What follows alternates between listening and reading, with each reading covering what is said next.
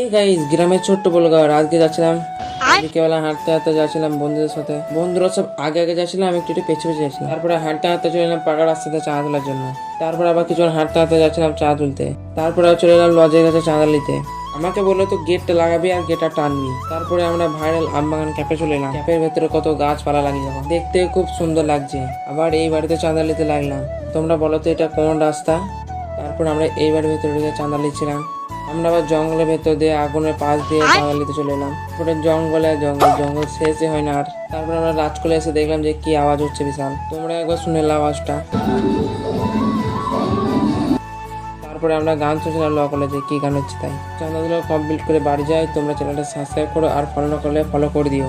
এই গাইস গ্রামের ছোট্ট বলগা আজকে যাচ্ছিলাম বিকেবেলা হাঁটতে হাঁটতে যাচ্ছিলাম বন্ধুদের সাথে। বন্ধুরা সব আগে আগে যাচ্ছিলাম, আমি একটু একটু পেছনে পেছনে যাচ্ছিলাম। তারপরে হাঁটতে হাঁটতে চলে এলাম পাকা রাস্তাতে চা তোলার জন্য। তারপর আবার কিছুক্ষণ হাঁটতে হাঁটতে যাচ্ছিলাম চা তুলতে। তারপরে চলে এলাম লজের কাছে চাঁদা নিতে।